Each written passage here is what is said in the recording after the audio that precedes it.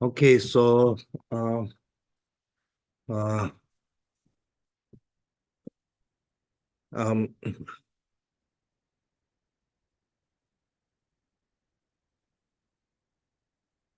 everyone, we try to keep busy. Um, uh, uh, uh, Main purpose of why we keep him busy is uh, try to find uh, some sort of peace and happiness. Uh, That way, I mean, first we go to school, then graduate, then get a job, then work a long time. After that, working a long time, still is not satisfied with the peace and happiness, then retired. Well, after retired, still there's no really peace and happiness. So reason is where we're relying is a little bit different. That make uh, different. So everybody is wishing to be happy, and each one have their own different method how to make it happy. Yeah, how to make the peace. I mean, that is a goal. Happiness, nothing wrong with that. You know, is a samsaric happiness or a mundane or super mundane happiness. It's a happiness. It's a happiness. But uh, sudden happiness is only lasts long for a short time.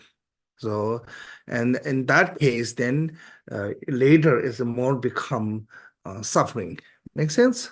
So that way, when we're relying on our happiness on the outer phenomena, and it will bring always a different what called end up with some kind of suffering. Never basically kids say when we rely on our happiness on the outer phenomena, which will never give us a feeling of satisfied. Yeah, because uh, uh, uh, uh, uh, happiness is an emotion. Make sense? And that emotion need more than material. So that reason, I think Buddha was a really kind of like renounced from the his mundane luxury life about being family member of the royal and most powerful according to in that location, that area in that time. But still Buddha saw no matter how powerful and no matter how richness you have materially, but still it's not going to give you the true happiness. And there's a lots of other problem that cannot solve by these materials. Like when we look at the human suffering, we have a suffering of aging, suffering of sickness, and suffering of death. No matter how wealthy you are, you cannot, what called the cure those sufferings. Uh, Lots of wealthy people try to do the plastic surgery, but some point it become out of control. So it cannot protect from the aging, and you can buy a really expensive anti-aging anti-aging cream, yeah, but still it cannot protect you from the aging. So no matter how material we accumulate from this material, actually there's no way you can free yourself from those sufferings. Then finally, when come to the suffering of the death, then come the suffering of the birth. So then also that suffering is we cannot really choose. Make sense? So our human, I mean, our conscious is now is like a yoke on the water. Make sense? When yoke on the water, you have no choice of which direction you want to go. only wind, wherever wind blow, that direction will go. Make sense? So I'm sure some tree won't go upper, but it couldn't go. So reason is similarly when it comes to our consciousness or mind, we have no or power of rebirth of our own choice. Make sense? So I think this reason, no matter how material we accumulate from that material to you cannot buy the true happiness, true peace of mind. And don't misunderstand that. I'm not saying is that when you become a wealthy it's negative. When you have a wealth, it's not negative. Your wealth is a result of your past life's karma of being generosity. That way you have this wealth, but that wealth is not your answer. Make sense? That wealth is not your goal. You can be really wealthy, but also same time you can be really miserable. So um, I think when we look this way, then there's something necessity, just not just only of materials. There's something else. So that way, then the Buddha also found the spiritual path. You know, so he said, if you want to be ultimate happiness, effortless happiness, want to reach, then you have to reach from the inside, not from the outside. Outside one is like it's not curing, it's like painkiller. You know, it's going to temporarily you forget. Like lots of people when they have a sadness, they depend on the alcohol, drugs. Then that drug and alcohol help you to some degree because you forget, numb you. So that way it seems like so you're free from that pain.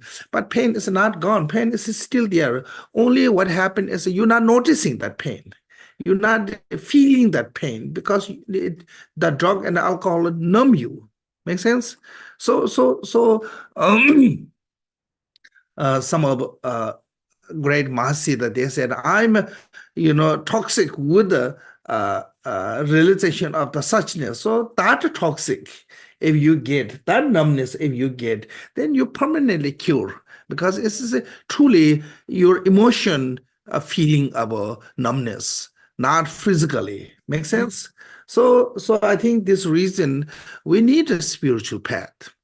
Uh, to the balancing and also getting to the actually if we wishing to be true happiness, but it not necessarily.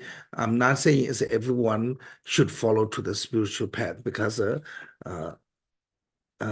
this understand getting interest, having time, having freedom, having karmic connection or whatever is to the spiritual path need a great merit to have this kind of favorable conditions. That favorable condition is not come easily. Lots of time people may think finding the spiritual path is easy, but the spiritual path founding truly into you is not easy. Even you join to the community, still may you not found your true spiritual path. So it take time and need a great support of the merit. And with this, then we can, if we put the effort, then we can gain that spiritual path to find the true happiness or inner happiness, whatever we call. So I think that reason, lots of time we should continue pursue this happiness and also sometimes people may get this feeling of this kind of spiritual way to happiness is impossible. No matter how I try too hard, nothing happening. So I mean, our habit, our negative emotion, our karma, negative karma is a really old, you know, like a beginningless, from the beginningless time. It's their habit is a really, really old habit. So get rid of that habit, get rid of that circumstance. Is a take time, but if we never give up and we pursue that, one point we will get that one. Um, like in the Buddhism we call the meditation. Meditation is a basically meditation is a kind of a habituating, yeah, habituating something that is you're not familiar and making familiar by repeating again and again and again. And one day it become you're really familiar, and one day it become a part of you. That's called the meditation. So there's so many different subject of the meditation. So anything, whatever you learn, you have to habituate them. When you habituate them, one day it become a part of you, because we habituated our negative emotion like attachment, aversion, and anger, all of those, is easily rises, easily rises. And one small condition, it will rise immediately. Why? Because we have habituated it many years. So that way, is that habit make us it's a really normal. It make like feel like seems like it's just part of our emotion, as a part of our conscious. Sometimes it feels that way, but it's not true. It's not never be part of your conscious, those emotion. How we know it's not part of our conscious? You see, uh, something when opposite of something meet together, there always be eruption. Make sense? Yeah, problem comes. Never be peace. Yeah. So that way, whenever this kind of emotion come in our mind stream, and it never make you comfortable, it never make you peaceful, it never make you relax. It always make you kind of like a unhappiness, anxious, anxiety, depression, or whatever you use. This always happen. Why is it happen? Is it because that emotion is not really belong to the part of that nature. That nature is not with that emotion. Your nature is your nature minds are really pure. So like in the many other religion, like in Southeast Asia, in Asia, uh, believe the Atma, they believe Atma as a permanent, singular, something that, because of that, then you have this all samsara. But in the Buddhism, we believe something like that, but not like a permanent. Like we still have some kind of Atma, like in the mini Vajrayana mantra said Atma Koham, you know. So we talk about that Atma, but the concept of that Atma meaning is different. So what is in the Buddhism is saying is a continuing, like we normally said mind stream, yeah, something continue. There definitely something continue. Each individual have their own continuing. My continuing is not becoming your continuing. Your continuing is not becoming my continuing. So something is a continue. That continuing is a pure. But because of the circumstance, is becoming different. Makes sense? That continuum become different, like called the six realms. So because of the different circumstance, different environment, and that continuum is becoming different. But actually, it continue itself is a pure and undefiled. So that way, so whenever this continue meet with the what call this advantage, Adventitious. Adventitious. Meet with the adventitious, it become what called the yeah, it disturb the peace. Make sense? Yeah, disturb the peace of the continuum is disturbed when that continuum is meet with the adventitious. But the continuum itself by the nature that's pure. So that reason, one way we have our nature is pure, and one is that one, and two is that nature. When you purify, there's you can purify it. Why we can purify our mind is because its nature is pure. If that naturally impure, no matter how hard you work, it never become purified.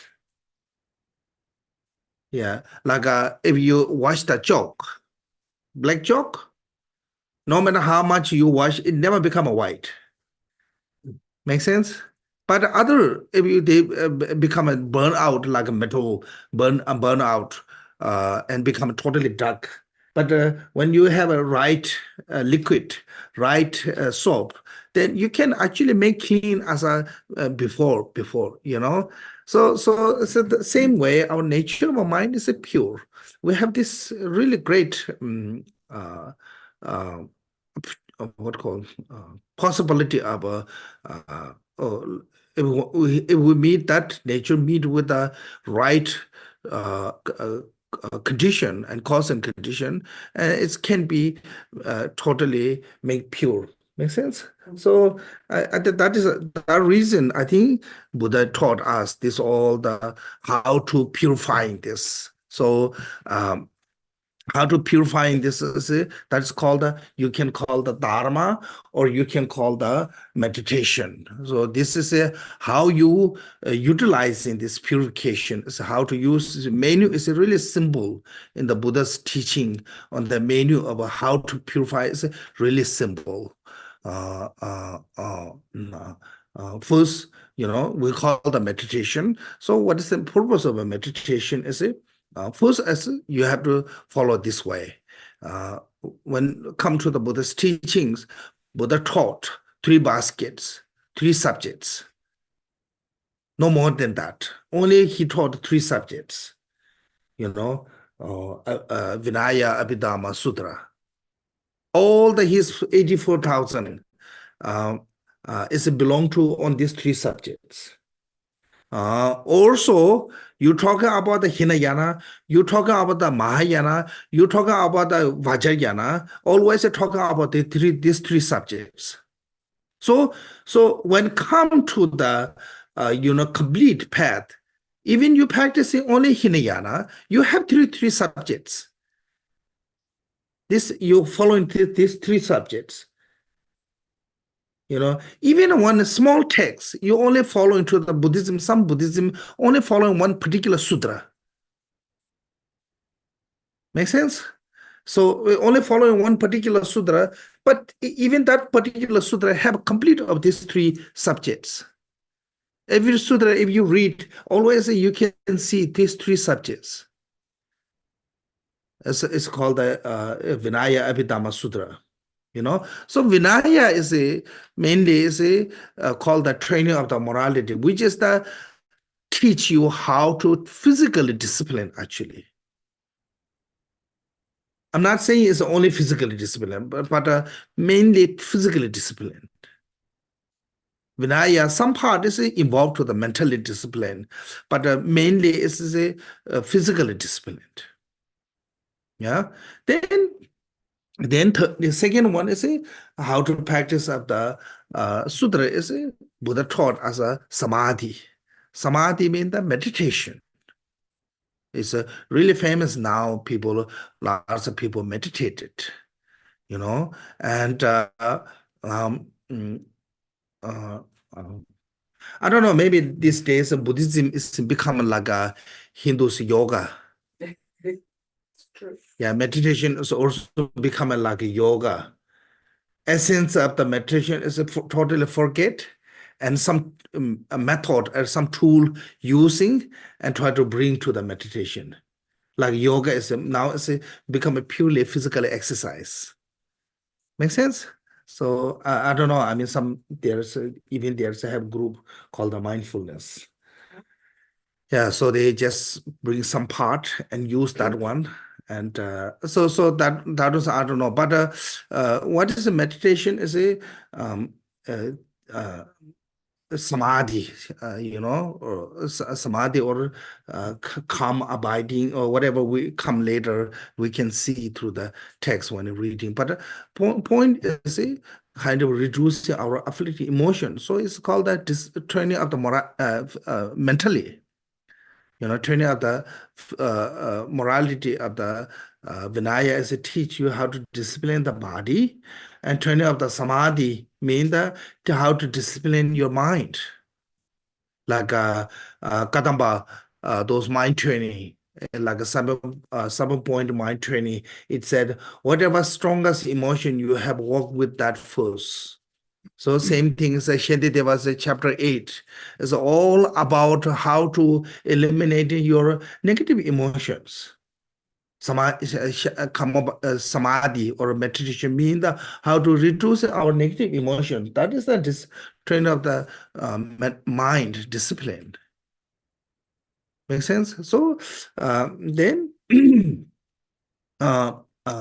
then wisdom comes. So generally, when come to the general subject from the three baskets, training of the morality is mainly targeting how to eliminating the afflictive emotion of attachment. That's that reason monk have to live a simple life, have to get rid of everything called the renunciation. You cannot have more than like a 2 set of clothes. And lots of there's rules as a kind of like and many monks also have to live on the Tibetan. We don't have that system. It's not really much there, but in the large Theravada country, they live with the alms ball, just day by daily bake the food. I think Tibetan is a problem was because most of monasteries are really high on the mountain. Even the Theravada mountain monk, they don't go to alms for every day. I think they have a kitchen or something. So I think Tibetan is earlier. What happened was earlier most of monastery a lot of them are on the mountain. So that reason the monk have no chance to can alms every day begging food. So I think that way monastery they have personal kitchen or monastery kitchen. It's a start from there. But then slowly later, like 15th century, 16th century, then lots of monastery moving toward to the city. But they keep that kitchen system. So I think the reason in Tibet we don't have this system is that not that much for the like go to daily baking food. But that is how Buddha set up this reason is make sure live as a simple life and make sure not attached to the any of those like continuing what good they have. So monks, you have to eat whatever you get, and also you have to eat whatever you get first. You cannot say, "Oh, I got this one, but now I get a better one. I'm going to choose this one later one." Like if you look at Buddha's life story, Buddha was coming back first time coming back to his home to visit his parent. But then lunchtime comes on the way. So he start begging food. This every day whenever comes city, first he go to beg food before the lunchtime because he doesn't want to be too late. So he begged food. Then he went to one old lady's house, front of house, and she was so poor and she have only one potato. So she gave him Buddha that potato. Then Buddha went with the begging bowl with that potato, went to his parents' house, and parent really arranged beautiful delicacy food. But Buddha chose to eat in that potato because he got that first.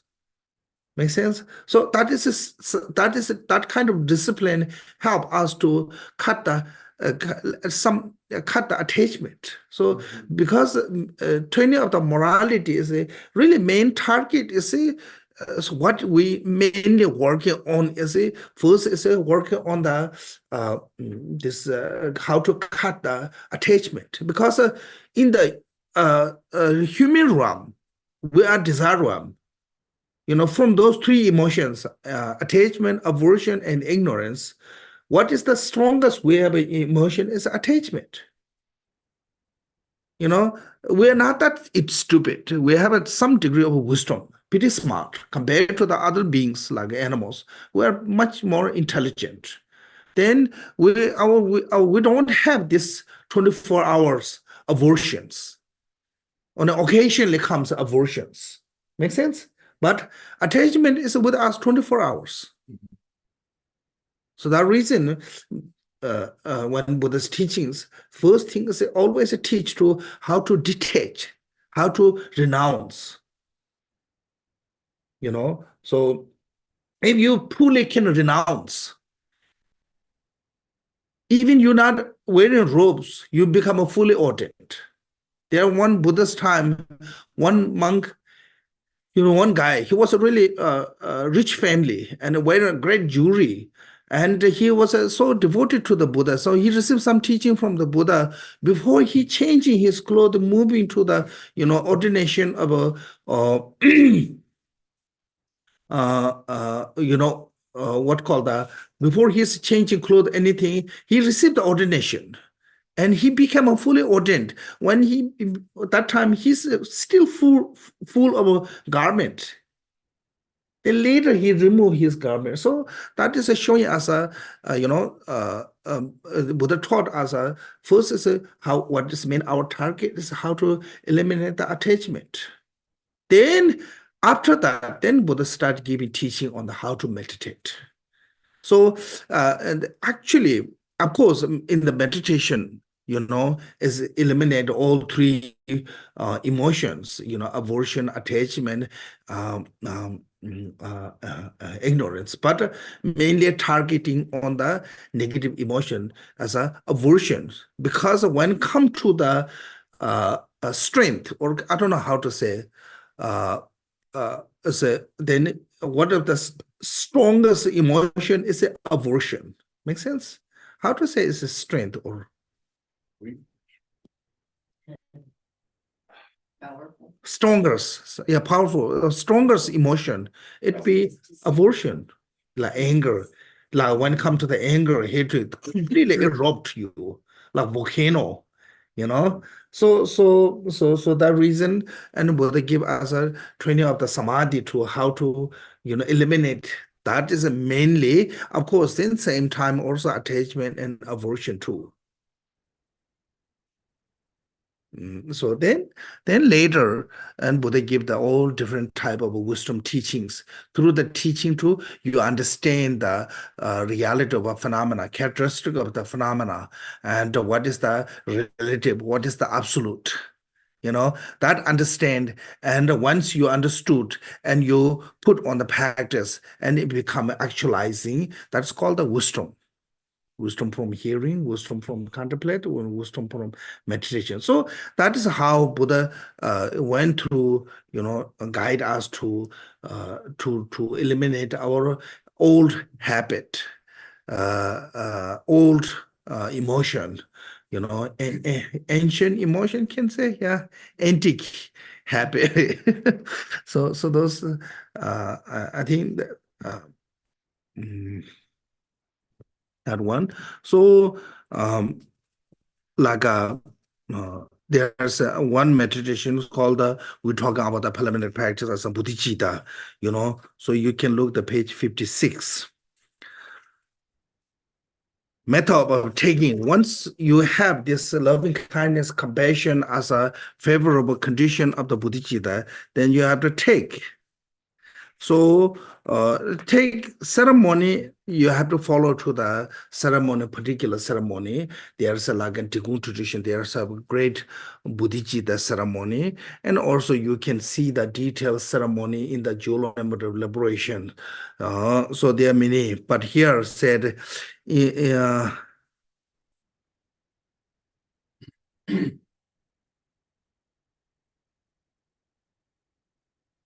What is implementation? Preliminary practice, yeah? Yeah.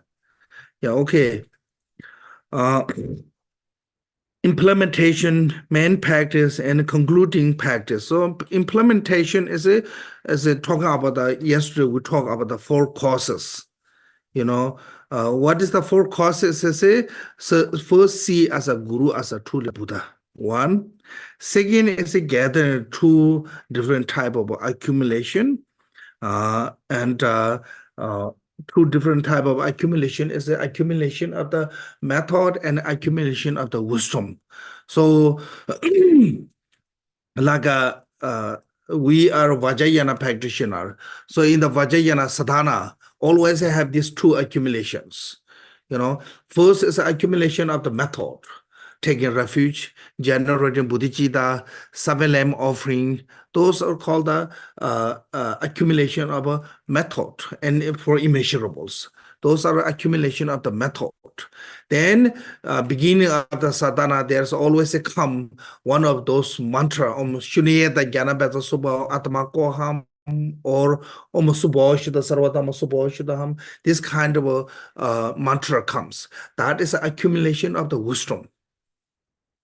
Makes sense? So even the shortest sadhana have these two accumulation. Because without these two accumulation, they are nothing going to accomplishing. So these two accumulation are really necessary. Every sutra and tantra many times mention on that. This is I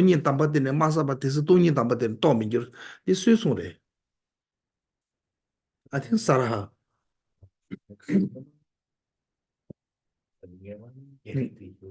So this is one of the word basically saying is Kempo said I repeat many times that Yeah. Told me in India, we listen the Shanti devotees and Kempo caught hair that is more and more every day. I remember now clearly. So as said, until you until you not accumulate the true supreme accumulation, and you're not going to have a realization of the supreme of emptiness.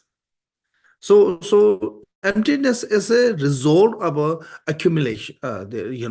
So sometimes people may think emptiness is just only you get through the meditation. Make sense? Yeah. It's emptiness is actually realization. That realization needs great accumulation of merit. Why we need a great accumulation of merit? Because our mind is obscured by the defilement. So if you want to see the true nature, you have to be free from that defilement. So how to free from that defilement is removing the obscuration by accumulating the merit and accumulating the wisdom. Through that too, then like the ornament of the Mahayana Sutra, Midriya mention three cause of realization of the what called the absolute truth. Or what is the three cause of realization of the absolute truth? Is it please the Buddha? I don't know, please the Buddha or Zobesanya Rabnyeja. Something like that, pleasing the Buddha through your service. And accumulate the merit and wisdom. Then meditate on the non-conceptual, on the phenomena. So these three, and you have a absolute truth, realization of absolute truth. Make sense? So that way, the reason is our mind is obscured by the defilement, obscuration. So that way you have to remove them. How to remove them is by accumulating the good deed. Yeah. So that way here said second cause is cause gathering the two vast accumulations. Also vast is because small amount of accumulation not good enough. Like, if the power, that we see the power is a really weak from the source. And not going to have a brightness on the light bulb. Light bulb have a brightness because the power is a strong from the source. Like so I think similarly, if the accumulation is weak, then realization of the suchness also become really small. Like if some nighttime there's a called what called this Fireflies? fireflies.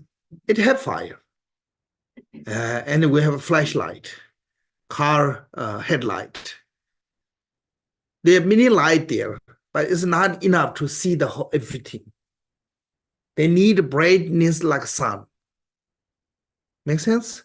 So like brightness like sun need how many watts? What? Yeah, watts. Need a great, like huge amount of watts to have this kind of brightness. So that way, say it's a vast accumulation. So that is showing us why I'm repeating this one. Is a reason is that is showing us no matter how much you have done military activity, never stop. Continue to do until become a Buddhahood. I'm surprised dedication isn't in this. No, this is called the preliminary. Yeah, preliminary not have this one. So vast of accumulation merit, then so accumulation of the merit, like we have like a 7 lamp offering. Make sense? 7 lamp offering, and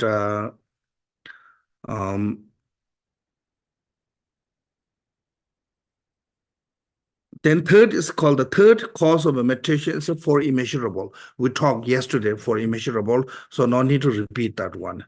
Then fourth, special take refuge for, so this is called a Mahayana refuge.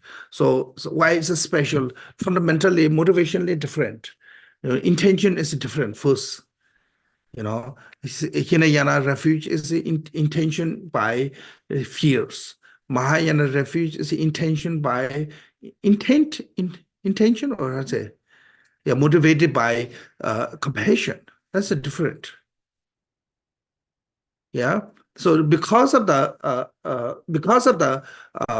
fears, you don't need to take the refuge a long time, but long as you are free from the fears, it's okay. So the reason timing is you don't need to be take refuge until enlightenment. You just take from here to until death. And also object of the refuge is you don't need all the 3 kayas. Free from the fears, nirvana kaya itself is enough. So then the Mahayana timing is also different. Why? Because until you not become complete enlightenment, your purpose is not complete. Like Hinayana, once you are Arhat, you reach to the Arhat, your purpose is complete. You're free from samsara. That is enough. But in Mahayana, now your main purpose is to liberate sentient beings. If you want to be liberated, every sentient being, you must have to become Buddha. Otherwise, there's no, you're not become complete skill to liberate every sentient beings. This is, we already talked about that one. So that reason you have to take is called the Mahayana refuge. Then main practice is just as every day we read these ones.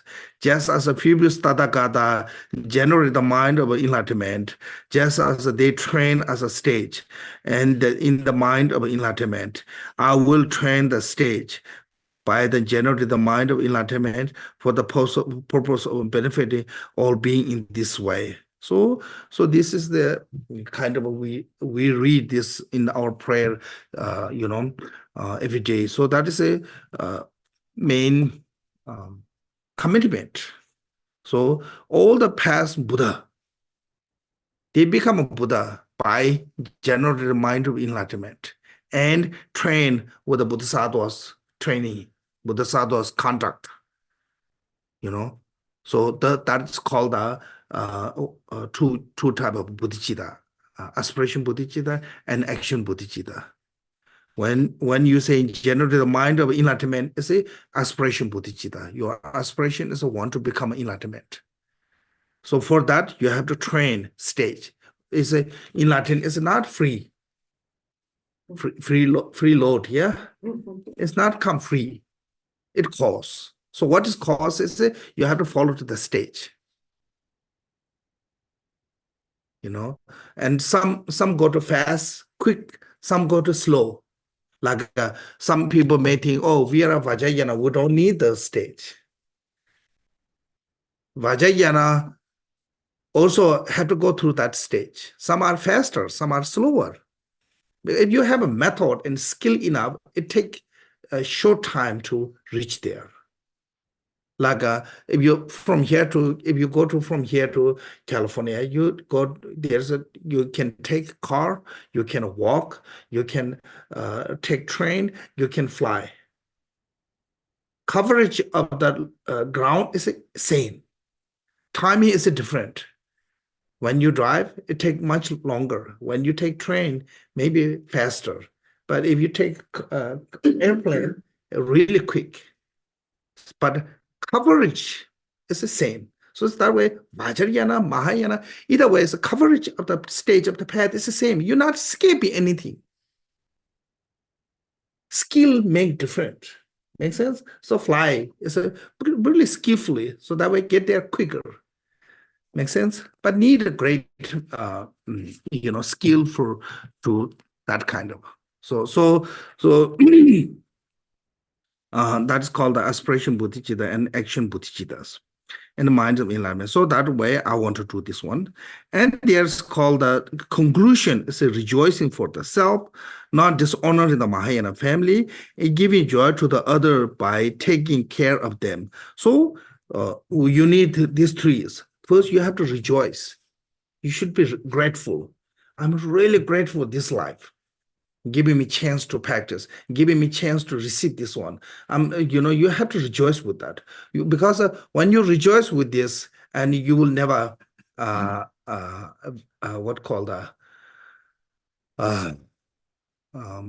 forget your practice, and you will cherish that.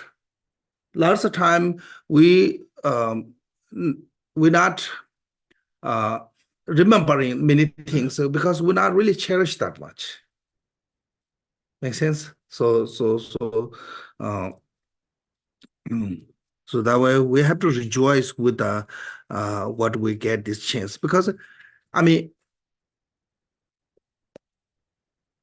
from beginning into samsara to until now, we may get some point a little bit chance, but it's still not complete. And so then how many sentient beings who wishing to be happy, but they never get this chance? Yeah. So when you look this way, then I think we are a great fortunate one. So we have to be rejoiced. So there said this, with this precious human body, I could achieve the great result. Today I am born in the Buddha family. And now I am a son of and daughter of Bodhisattvas. Buddha should be Buddha. Yeah, this have to change. Son and daughter of the Buddha. Sorry. So you now become a pet, that family of the Buddha, family member of the Buddha. Once you receive, so it's just like a great upgrade from the ordinary nobody to become a part of the family of the Buddha. So that is huge difference. Like Shantideva said, this is like a if somebody, you see the medal, no value, yeah? The medal have no value. It's just small, price is real cheap. And most of people, when you see the piece of metal, you never pick up that one because no use actually. Yeah. But then somebody had this chemical, else chemical, Alchemical. yeah, and touch that metal. Then what happened? That metal become a gold. Now everybody want that gold. That become a great value. So getting from the ordinary to receiving bodhicitta is equal like that. Become from nobody to become son and daughter of the Buddha. From nobody to become object to the worship.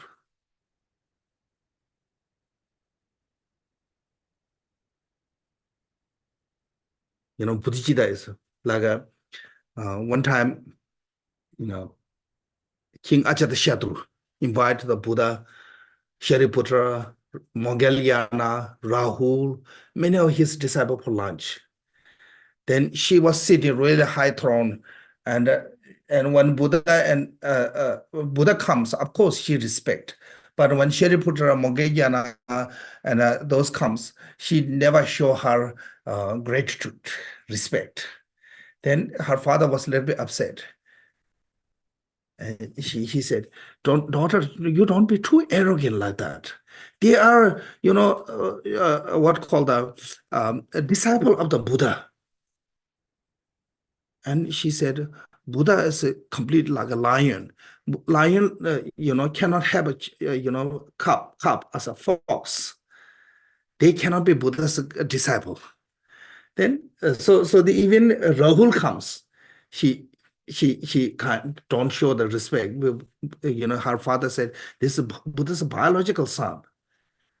So she repeat that one as a, you know, Buddha is like a lion, cannot have a fox like a son.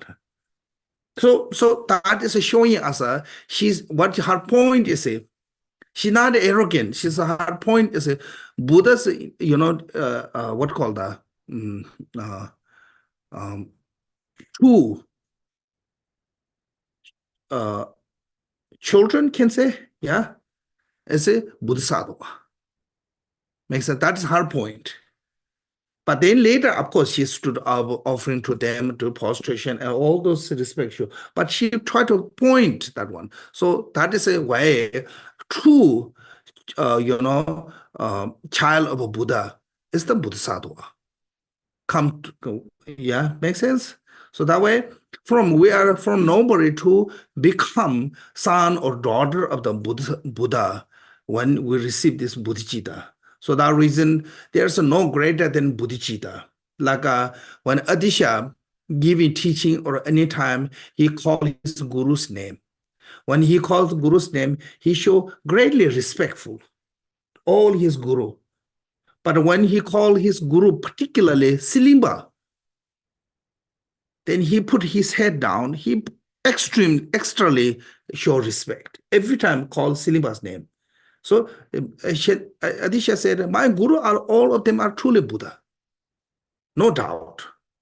But I have one great quality. I get one slice quality of bodhicitta because of the kindness of the Silimba. So that much he, you know, that much how bodhicitta is important. So that way, once we receive this kind of instruction, teaching, or whatever, we should be rejoiced with that by knowing this one. So that way, Shantideva said, it's just like when we generate bodhicitta, it's like somebody make the metal to the gold, and the value is become huge different. Yeah. So Shantideva said, before you, nobody knows you, but now you become a you know, offering object of the three worldly beings. Because you become a Bodhisattva. Yeah. Then second result is that now or no matter what happened, I will make effort to, according to the Mahayana family, I will never contaminate this stainless sandy family. So, our responsibility is our other responsibility is we have responsibility of keeping the reputation of this family. Make sense? Like when we were in the robes, or we have a kind of like sign of a Dharma practitioner. When we do something crazy outside there, people are not going to name us that individual. Most of them. They're going to say, oh, Buddhist monk, Buddhist nun. Make sense? Buddhism. That comes first. Then second one is maybe come like Tibetan Buddhism or whatever. But so that way, when we do something and that calls to the bad reputation for the whole lineage. Make sense? So that way we have this responsibility of not again contaminating the this lineage of the Mahayana. And third one is it resides in front of all the protector. This is talking about the Buddha and Bodhisattva. Our promise today that establishing all migrated into the Sugata will go on one state. Now, well, for their happiness, I invite to all my guests and bring the sentient being to joy, including God and demigod. What does my guest mean? The saying is, now you don't worry about, I will take care of you. Like when you have a guest have no responsibility about cooking, cleaning, setting the bed or whatever is the host. That's host job, taking care of the guests. So similarly, saying when you be my guest mean that you are taking responsibility of all sentient beings. That is when we're receiving the Bodhisattva vow, we're doing this all. I don't know, you remember or not? Yeah, so that is one. Then there's a trainings. Training have two, aspiration bodhicitta, because this is the most difficulty. We must remember the trainings. According to this text, should not damage one's training and the going for refuge. In the jewel ornament said, if you damage the training of the refuge, then you lose the bodhisattva. Bodhicitta also can destroy the bodhicitta, because if there's no fundamental motivation of the refuge, then there are no bodhicitta. So that way,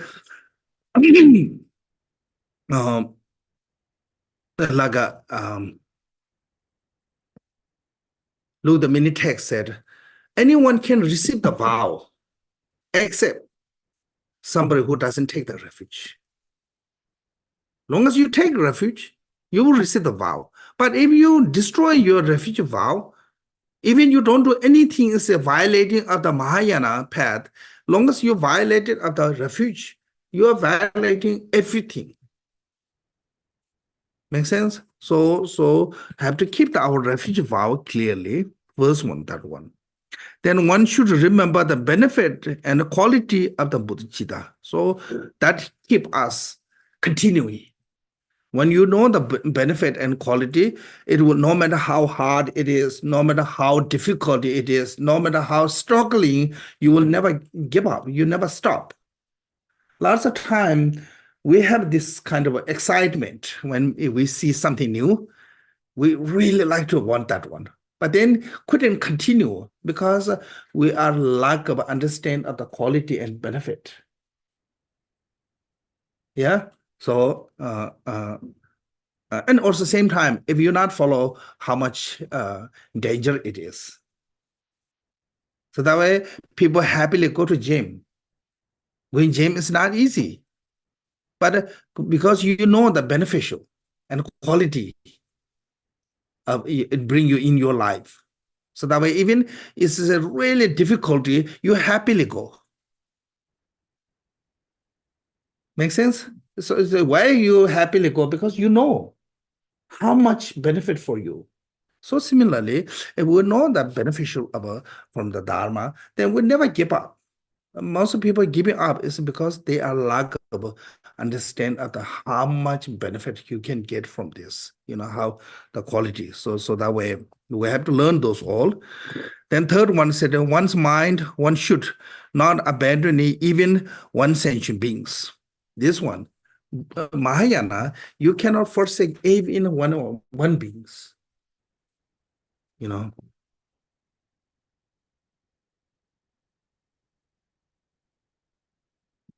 So that way I said all mother sentient beings. You have to have that one. Then some people may think, how come I kept compassion toward to the evil one? I think lots of Westerners have struggling on that when it comes to the Buddhism meditation on the compassion. Lots of, I hear this when those High Lama teachings, lots of people asking this is how I can be compassion toward to those. Make sense?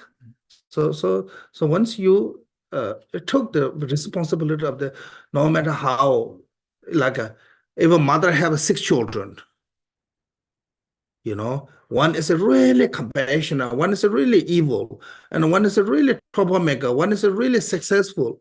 But mother's eyes have to look same way. And particularly if have a Down syndrome or something for one child, she put more care on that. So evilness is a Down syndrome of the samsara. Yeah, afflictive emotion is a disease. Afflictive emotion make us a handicap. So need more, especially pay attention. So that way, when we took when we do the refuge, said right side is a father, left side is a mother, behind is a sentient being, front is enemy. So enemy is the most important position part of it. Make sense? So that they need a more attention to make them from the evil to the what called the angel. Huh? Evil to the what? Virtuous, righteous, angel. Yeah, righteous. Yes, Yeah. Evil to angel. Yeah. It works perfect. And for unwholesome and unwholesome dharma. For wholesome and unwholesome dharma, these are the what should be rejected and what acceptance. Particularly this, if we engaging for unwholesome dharma, what happened is you're not going to damage your bodhicitta, but you will not meet with the bodhicitta many lifetimes. So that was Jidasumga said, you will forget your bodhicitta with this damage. So Without purification. Without- yeah, without purification. So Disib is the Lama from whom you has received the great kindness, and those worthy of receiving offering, and those who are according with the holy Dharma. So this is deceiving the Lama. This is really easy. Lots of people do that. You know, lots of time you go to your guru and try to be like a pleasant presentation, try to say nice things. Lots of things, lots of time we deceive our guru. You know.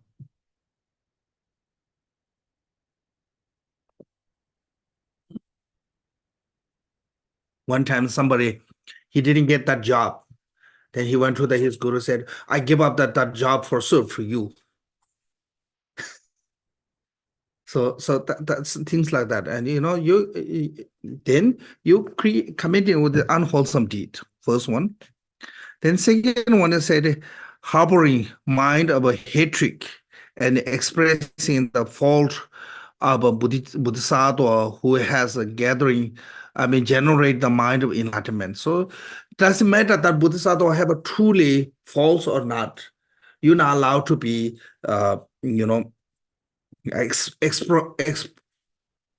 exposing their faults. So that is one. And causing regret to other for accomplishing the root of a virtue, such as giving rise of the mind of enlightenment. And so when somebody did something wonderful to serve to the Dharma, whether physically or financially,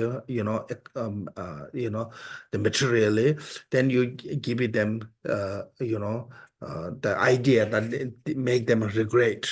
So that one is the third. And fourth is a deceive sentient beings. So this is called the four unwholesome deeds. So that way, what is the four wholesome deeds? Is one should have respect to the Lama and those worthy to offering, none tell lie to them. So the worthy to offering is talking about the high beings like Buddha, Bodhisattva, all the enlightened beings. They're so worthy or Lama, including your Lama. One should give rise to the thought of a regard all the Bodhisattva as a Buddha and express their qualities. Then you try to see all the teacher as a Buddha, all the Bodhisattva as a Buddha, and they raise it. One should encouraging other being in the virtue practice, such as a generating the mind of enlightenment. Then having this false all the trust, intention, one should rejoice the sentient beings. Faultless, so having this faultless. So that is a training of the aspiration and a training of the application or action bodhicitta, said restraining from the misbehaviors, accumulating the virtue of Dharma and the morality for the whole fire of all sentient beings. Regards the first restraining from the members is a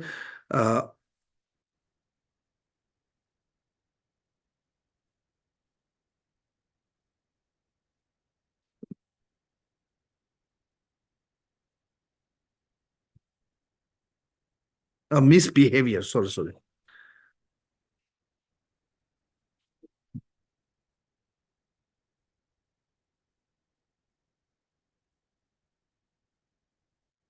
Praising oneself, denigrating other based on the attainment of a gain wealth, honor, and respect. So that is it, the one. With the stinginess, not being generous with the Dharma or wealth to those who are suffering and without the protection. So somebody really need Dharma, you should give the Dharma. If somebody really need, but you don't force to give Dharma to somebody who doesn't want. That is different in the Buddhism. And also then angrily punishing other with without accepting the apology. When somebody did something to you, when they apologize, you have to accept the apology. When you show the angry toward them, when they apologize, then you make a mistake. Okay, misbehaviors. Abandoning the Mahayana vehicle and them giving the false teaching. So these are called the misbehavior. So you have to restrain this kind of misbehaviors. Regarding the seconds and gathering the two accumulation is a practice the six paramita: generosity, morality, patience, perseverance, mental concentration, and wisdom. But this have to be careful because generosity and all those have also mistaking, it's called impure generosity. Like you give to someone a skill to how to hunt, how to harm, how to steal, how to cheat. So that's giving you idea, but it's impure. Also, you give to the,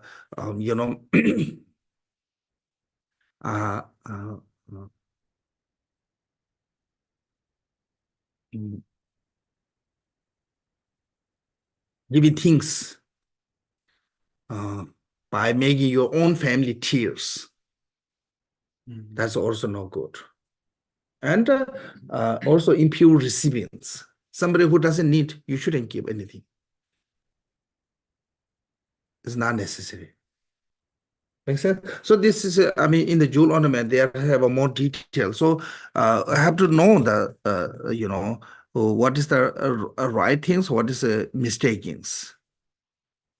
Okay, so that is called the gathering the two accumulations. So this actually six paramita is three trainings. I earlier mentioned training of the morality, training of the samadhi, and training of the wisdom. So first two, generosity and morality, is a training of the morality. And fifth one, what called mental concentration is a training of the samadhi. Sixth one, wisdom is a training of the wisdom. And patience and perseverance is support of all three trainings. So that way, when we practice in six paramita, is a bring to the complete three trainings. Okay, that is the called the second two accumulations. Then last one is said regarding of the morality of welfare or sentient beings.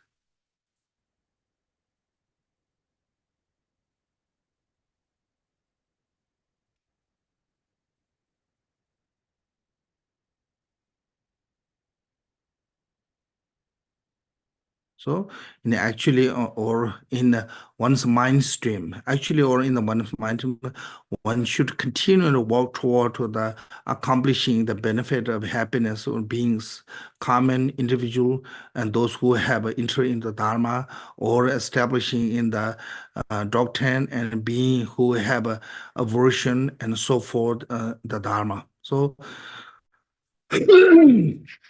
okay, so that is a best briefly about the bodhicitta. Then the last, there's one quote from the Gongjik said in the page 64, said bodhicitta is the embodiment of the Buddha is the embodiment of the bodhicitta. So what is the Buddha is the embodiment of three bodhicitta? Is all the Buddha, particularly Nirmanakaya and Sambhogakaya, manifests because of the bodhicitta. And also all the Buddha achieved the Buddhahood because of the bodhicitta. I think something like that.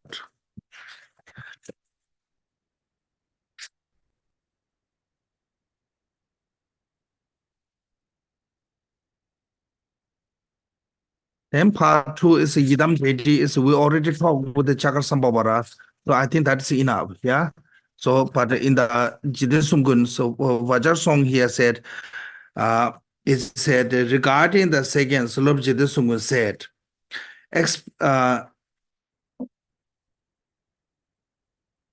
experiencing one's own body as the yidam of the deity, it does not to grasp this unchanging support as the basis. The retinue of the mother Dagini will not assemble diligently, celebrating one's body as a yidam deity. This is so. So it's a symbol of one's own skanda, dadu, and ayatana are primordial deity is the king.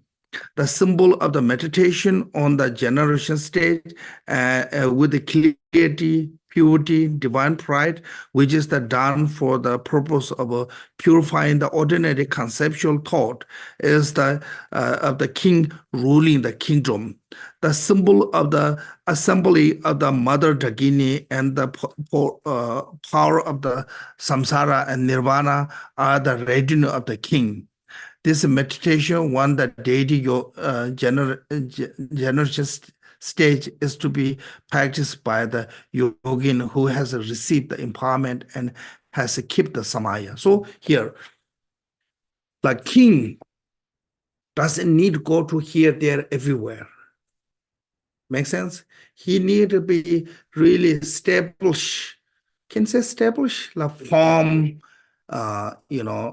on his ground. When you have that one, all the world and everything is gathered to the palace. For every single thing, skin doesn't need to go here, there. Yeah. So similarly, if you have a formness of the deity with the three characteristics: clarity, purity, divine pride, and all the Dagini of the enlightened quality will gather to you. So you don't need to go to search here, there to bring all those enlightened qualities. They will come long as you have this form stabilizing meditation on the deity. Make sense? So this is as a like a king, you know. King doesn't need to go to anywhere else. Long as have a great ruling skill and great firmness, and people will respect and people will worship, and they bring all the what he or she need to the palace and the person. Yeah, it come to the palace, everything. Similarly, the Vajrayana practitioner, you have a form establishing the deity yoga with the purity, clarity, and divine pride. Then all the enlightened quality will gather into you. So that reason, this is why deity yoga practice is important. So since we already did this with the Chakrasambhavara, so we don't need to go through this chapter of the deity yoga. Now,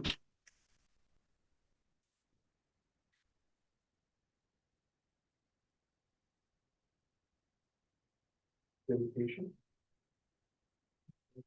Moderate practice. so that is the first pose as a yourself as a transforming to the deities. Why is it like a? I mean, it here said, you know, why is it we transform it to the deities? Sorry. Said Back to what page? no. First, don't go to page 267.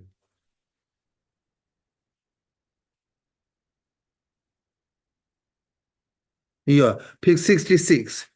It said, you know, he said, generation stage with the clarity, purity, and divine pride, which is done for the purpose of purifying ordinary conceptual thought. So, because if we're not purifying ordinary conceptual thought, then meditation on the Mahamudra is a difficulty. Make sense? So we have to eliminate ordinary conceptual thought. Then second one is it's a part of the main practice. As it said, according to the Lama, page 83, Jidesumgus, if the sun of the devotion fail to shine, once the snow mountain of the Guru, so for Kaya, the stream of the blessing will not flow, establishing well this mind of the devotion. So in this text, you see for Kaya separately practice. These are for the beginner, because beginner just said Guru is a for Kaya, sometimes difficult. So that way here divided into 4 practice. Guru as a Sambhoga Nirmana Kaya, Guru as a Sambhoga Kaya, Guru as a Dharma Kaya, and Guru as a Saubhibhaka Kaya. So you see the Guru as a Nirmana Kaya form of Shakyamuni. Guru as a Sambhoga Kaya is called the Bharojana. And Guru as a Dharma Kaya is a Vajratara. Then fourth Guru, does not have a particular form, because embodiment of all 3 this Kaya, it become Guru for the Kaya. So another way said, this is all the Buddha. Guru is this one. So Guru manifests as a Rupakaya, it's called the form body, Sambhoga Kaya and Nirmana Kaya, as according to the pure disciple and impure disciples. That way, Buddha manifests as a two. But still, Buddha is not moved from the state of the Dharmakaya. So this is just manifestation from the within the one Guru, manifestation of the this all different form like Nirmana Kaya and Sambhoga Kaya. So those are manifestation or Rupakaya that originated from the Dharmakaya. So when you have an understand or realization of this, all 3 are inseparable, that is called the Saubhibhakaya. Make sense? So originally, all Buddha are Dharmakaya. Yeah. And but they manifest as a different form, Sambhogakaya and Nirmanakaya. So this all Buddha, doesn't matter is a Sambhogakaya, Nirmanakaya, or Dharmakaya, inseparable with your guru. This is, I think, especially in the Vajrayana, you have to see this is inseparable. Guru as an embodiment of the three jewels, Guru as an embodiment of the three roots. You know, when we say the three jewels, it means Buddha Dhamma Sangha, embodiment of the Guru as inseparable that. And when it comes to three roots, it's like a deity and Dagini and the Dhamma protector or Guru, they are inseparable. They are manifestation of the Guru as a become that way. So this one is, I think we'll know from the Marba's life story when Marba was receiving Jagasambhavara empowerment, and Naropa showed him the actually mandala and the space of the Jagasambhavara. And Naropa asked to Marba, now you go to the prostration to the mandala or your guru first. So Marba thought, I will see Guru long as I'm here, but I'm not going to see the mandala every day. So I will do the prostration first to the mandala. Then Naropa said, son, you make mistake. All these are part of the Guru. So all the mandala, what appearance in the front, it deserves to the Naropa's heart. So that is showing as a Guru is the embodiment of all this. In the Vajrayana, you have to see that way. This is, I think, part of the practice.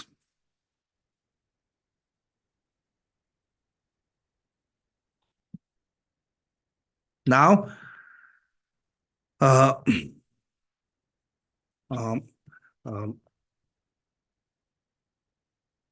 so what is the, from here, what is the quality of the Dharmakaya? Is it said unborn nature?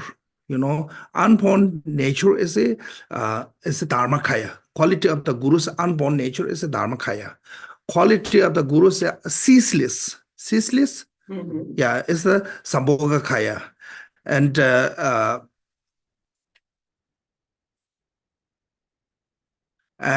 quality of the non-dual methodly liberating sentient being as a Nirmanakaya. And those three are inseparable. It's a Savivakaya. That way, that's a Guru. When we see as a Guru, there's a 5 reason. You have to think these 5 subjects. Guru have to see as a Buddha. So even Buddha himself said, in the future degeneration time, Buddha was talking to the Ananda, because Ananda known Buddha is passing away. So Ananda was really sad. And Ananda said, now my Guru, you are passing away. What do we do? What future sentient being do? If you pass away, there's no one going to teach them. And Ananda said, Ananda, don't worry about that.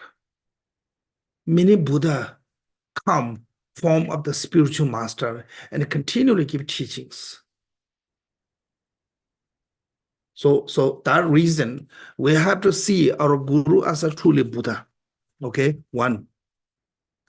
And Buddha is the embodiment of all the refuge, two.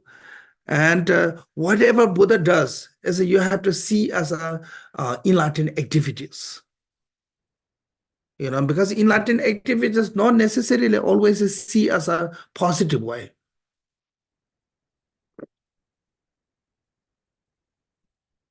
Because sometimes we, sentient beings, our mind is a really diluted and a really small capacity. So if something we like, then we said, oh, they are truly enlightenment. But when something not come, what we're wishing, then we lose our devotion.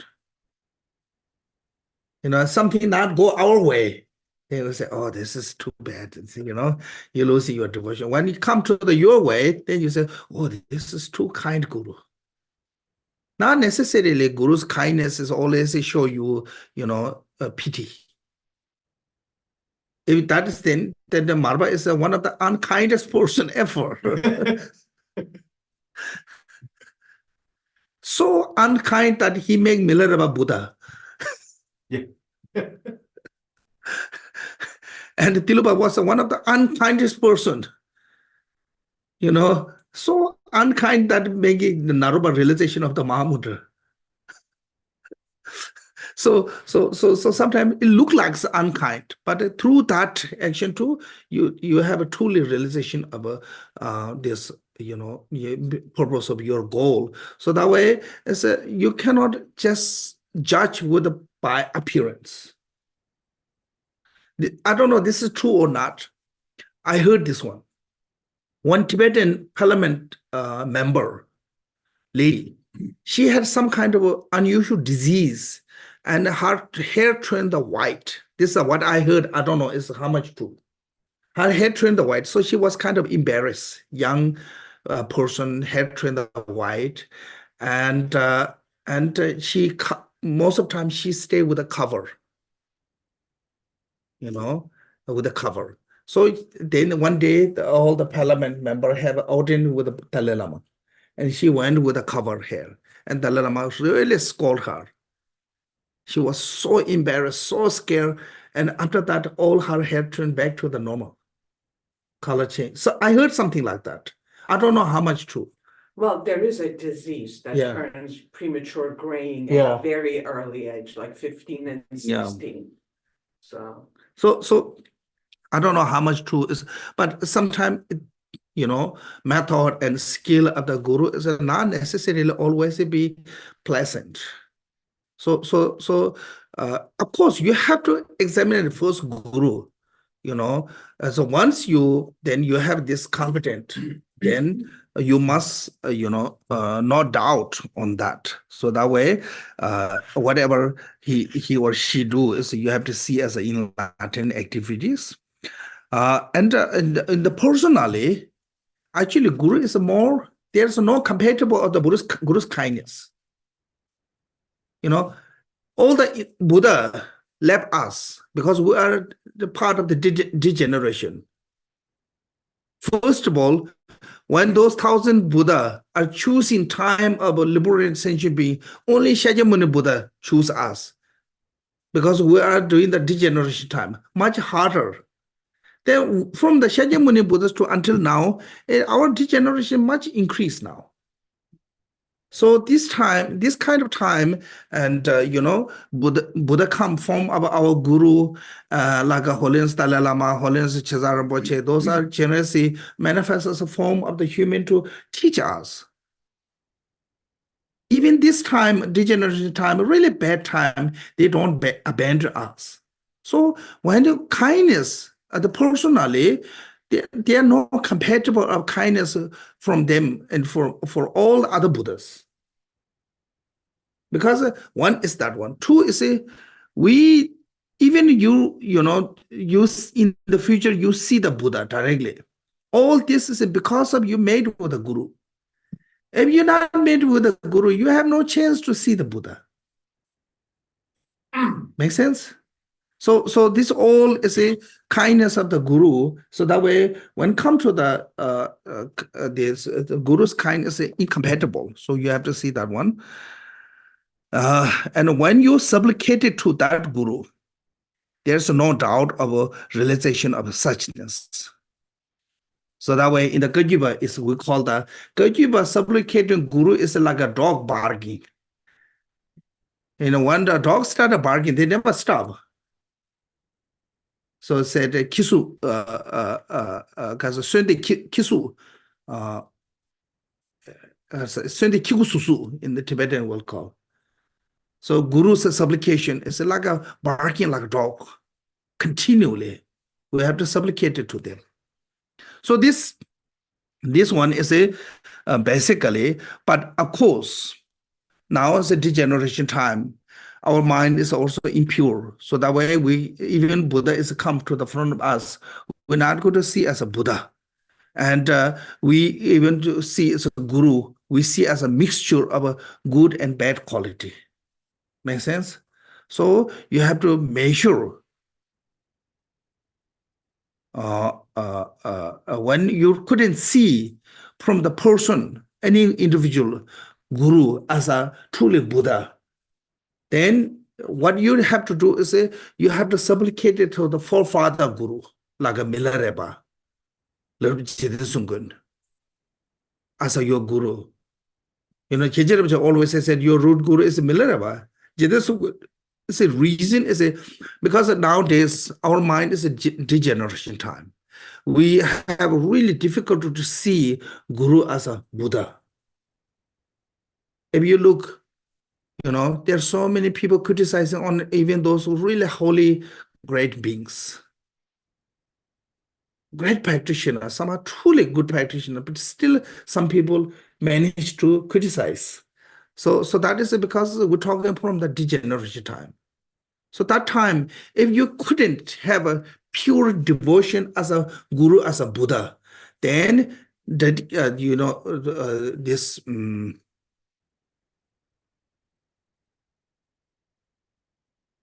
I have this one, somebody's name here.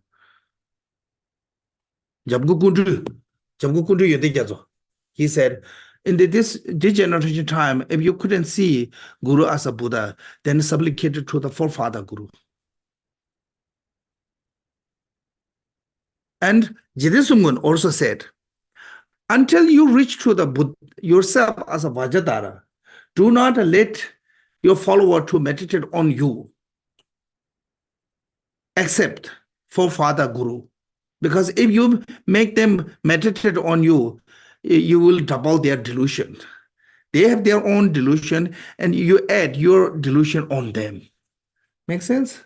So that reason, so now, if we have a difficulty to, see as a Guru, as a truly Dharma, and it's not working, then you should supplicate to the Guru as a, Marba, Milarepa, Kambopa, Pamutuba, and those forefather Gurus. For them, we have a much easier to supplicate as a Guru, as a truly Buddha. So this is a must supplicated Guru as a truly Buddha. If looked at this way, most of the high lamas attendant, they never reach to the great realization. You know, Buddhas, everyone become Arhat except Ananda. Because Ananda is what kind of become with the Buddha every day, daily basis. So it become too humiliating, can say? Too familiar. Too familiar. So then I think there's a little bit slight damage of your devotion, because Ananda also some few times he kind of criticized on Buddha. You know, so that way it don't become too close. But don't be too distant that you have no clue what your Guru is going on, and your Guru have no clue what you're doing. Make sense? So I think that's something you have to be balanced with that. It changes. Yeah, then change your emotion connection. Yeah. So.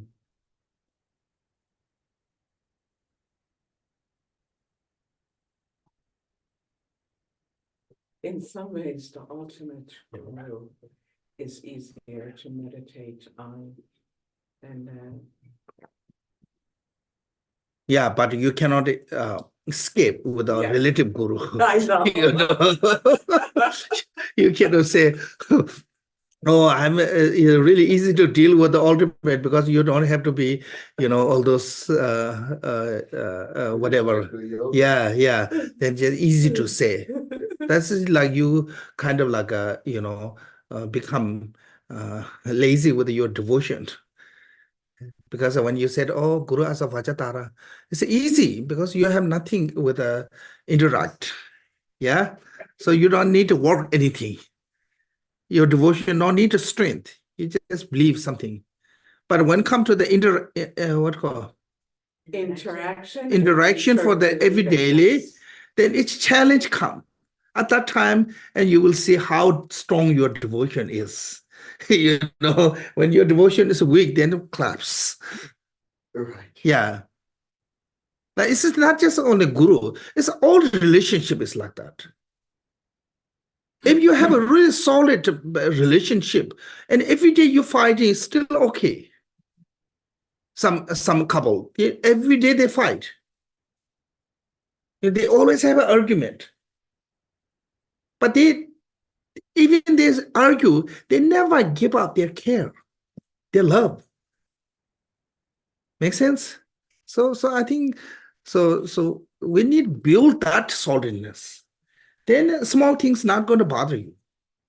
We are bothering because we don't have that guru, what called The binding. bounding of the solidness of this, make sense? Yeah. Trust, care, and belief, devotion, whatever you name. I think so. We all struggle with that. Yeah, we have to work The with that. one way you should be like this. Not necessarily Then it that doesn't no feel- no no. Sometimes it's okay, you talk back, but you never give up your devotion. That's different. You don't lose the trust. Like I think most of a healthy relationship, they always argue. I think so. Yeah, I Argument think is so. part of growth. Yeah. When you never argue, that one day argue, you will end there. Yeah, so I don't know. I mean, I don't have any experience, but I observe. So things like that, you know. So at the end of the day, they are more healthier than somebody always pretending so sweet each other.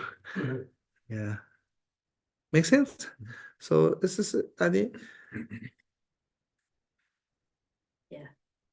like a Milarepa, one point he almost gave up on the Marba, but he never lost his devotion. He never lost his trust, but he's kind of like losing his, hope. Yeah, a few times he kind of lost his hope, but from that, still, it never caused him to lose his devotion. It never lost him to see Marba as a different way. Make sense? So that make, even he run away, Marba bring him back. Then Marba's wife confused. Really? Then one day, Milarepa ran away. Then Marba's wife said, "Oh, today you should be happy." And Marba said, "Why? Because your true enemy is gone away." Milarepa.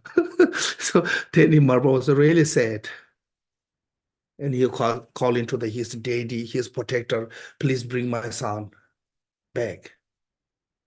So Marba said, Damema said, "I'm really confused with you. When he is here, you're always meanness to him.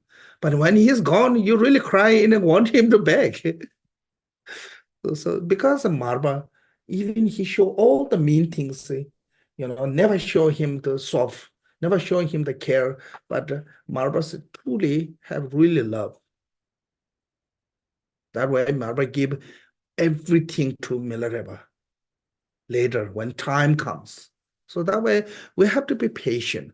We have to be, don't be react immediately from every circumstance. Then it's really impossible because we are human being. Both sides is a human being. Human has a different reaction. Sometimes even that person is intent to be something good to you, you see different way. Yeah. So uh, um,